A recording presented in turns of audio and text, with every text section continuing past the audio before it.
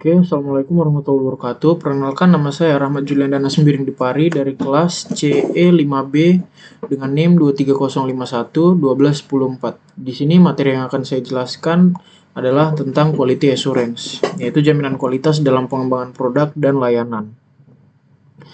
Sebelum kita masuk ke topik kita, ada baiknya kita mengetahui apa yang akan kita pelajari, yaitu pendahuluan, definisi dan konsep, tujuan dan manfaat, kemudian ada prinsip-prinsip quality assurance, metodologinya, dan bagaimana etika dalam quality assurance. Oke, yang pertama ada pendahuluan quality assurance. Jadi QA itu adalah proses sistematis untuk memastikan bahwa produk atau layanan yang dikembangkan memenuhi standar kualitas yang telah ditetapkan. Kemudian QA fokus pada pencegahan cacat dan peningkatan proses pengembangan. Jadi poin pentingnya QA bukan hanya tentang menemukan bug, tetapi tentang membangun kualitas ke dalam produk sejak awal proses pengembangan. Definisi dan konsep.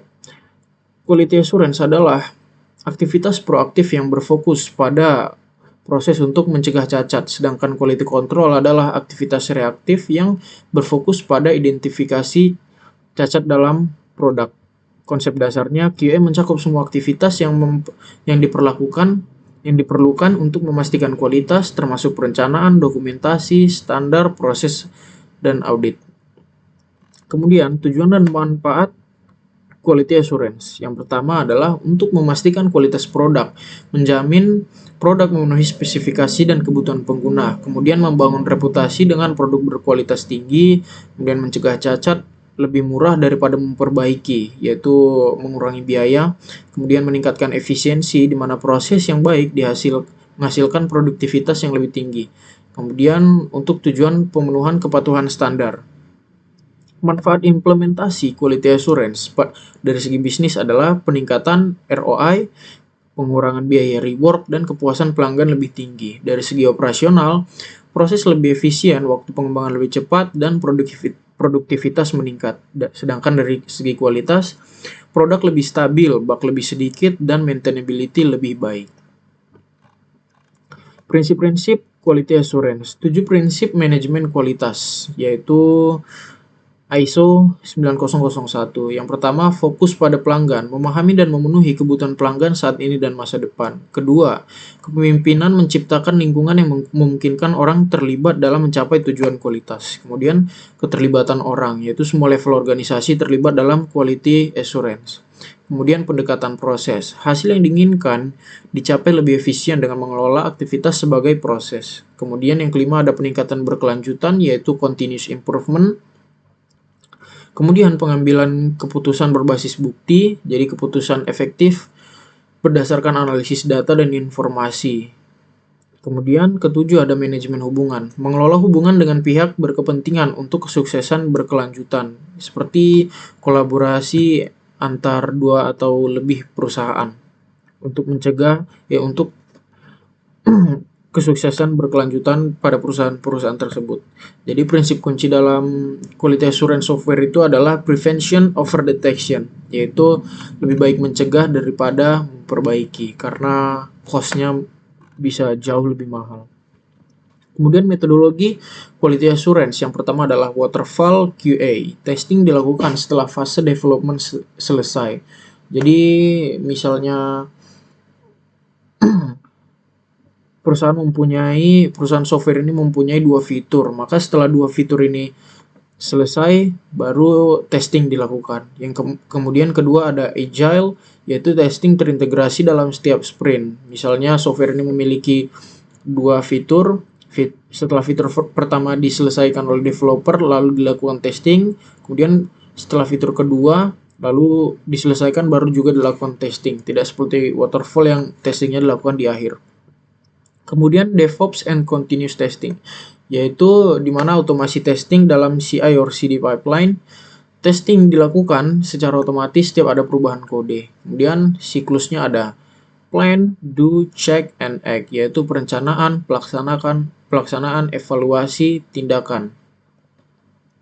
Jenis-jenis testing dalam QA. Yang pertama ada unit testing, di mana testing komponen individual atau fungsi kode. Kemudian ada integration testing, di mana interaksi antar komponen. Sistem testing adalah testing sistem secara keseluruhan. Kemudian ada acceptance testing, kemudian ada regression testing, dan ada juga performance testing untuk testing kecepatan, stabilitas, dan skalabilitas. Kemudian ada standar dan framework quality assurance. Yang pertama adalah CMMI, yaitu Capability Maturity Model Integration. Yang kedua adalah Six Sigma, yaitu metodologi untuk mengurangi variasi dalam cacat proses. Untuk frameworknya ada ISTQB, kemudian ada TMMI, kemudian ada IEEE, kemudian ada Agile Testing Quadrants. Untuk toolsnya, yaitu untuk test management tools, ada Jira, TestRail, Zapier, dan juga Qtest untuk merencanakan, melacak, dan mengelola aktivitas testing. Kemudian untuk automation testing tools ada Selenium, Cypress, Appium, JUnit, dan juga TestNG untuk mengotomatis test case dan regression testing. Kemudian untuk testing performance-nya ada Gmeter, LoadRunner, Gatling, dan juga K6. Untuk bug trackingnya ada Jira, Bugzilla, Mantis, dan juga Redmine. Untuk CI or CD tools-nya ada Jenkins, GitLab CI, Circle CI, dan juga GitHub Action. Etika dalam quality assurance. Yang pertama adalah integritas dan kejujuran. Melaporkan temuan secara akurat tanpa manipulasi data atau bias. Kemudian ada objektivitas, di mana menilai kualitas secara objektif berdasarkan fakta dan data. Kemudian ada kerahasiaan untuk menjaga informasi sensitif perusahaan dan juga data pengguna.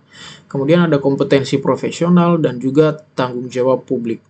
Jadi hal yang menjadi pembatas itu seperti ada tekanan deadline, ada konflik kepentingan, ada transparansi, dan keselamatan pengguna. Itu adalah hal yang dilema etika dalam quality assurance. Kemudian untuk kode etiknya, selalu bertindak untuk kepentingan terbaik klien dan pengguna akhir dengan tetap menjaga standar profesional dan integritas perusahaan.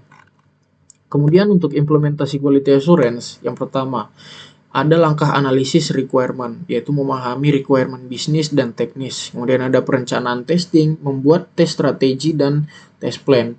Kemudian ada test case, desain test case. Jadi membuat skenario yang seperti saat tes nanti kita harus apa aja, seperti itu. Kemudian ada eksekusi testing, jadi menjalankan test case yang telah didesain tadi. Kemudian ada evaluasi dan reporting, yaitu menganalisis hasil testing yang telah dieksekusi tadi.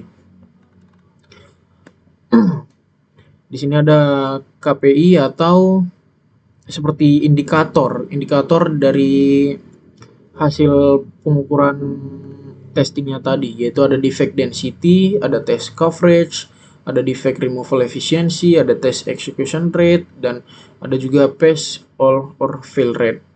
Jadi indikator ini membantu mengukur efektivitas quality assurance, mengidentifikasi area improvement-nya di mana, dan juga mungkin ada fitur yang harus dibatalkan di mana, dan itu memberikan data objektif untuk pengambilan keputusan suatu perusahaan. Tantangannya yaitu adalah dalam quality assurance itu tantangannya seperti tekanan waktu, requirement yang berubah, keterbatasan resource. Jadi tim quality assurance itu terbatas dengan kompleksitas produk yang melebihi kapasitas tim quality assurance. Kemudian ada automasi yang kompleks dan juga komunikasi, yaitu seperti gap antara tim QA, developer, dan stakeholder. Jadi kesimpulannya, quality assurance adalah komponen kritis dalam pengembangan produk berkualitas. Jadi quality assurance bukan hanya tanggung jawab tim testing, tapi seluruh organisasi. Peran quality assurance dalam era digital yang bergerak cepat menjadi lebih penting dari sebelumnya. Pengguna mengharapkan produk berkualitas tinggi, aman, dan reliable. QA profesional harus terus beradaptasi dengan teknologi baru sambil mempertahankan standar etika profesionalisme. Jadi itu saja yang bisa kita pelajari dari materi quality assurance. Mohon maaf jika ada salah kata. Terima kasih dan assalamualaikum warahmatullahi wabarakatuh.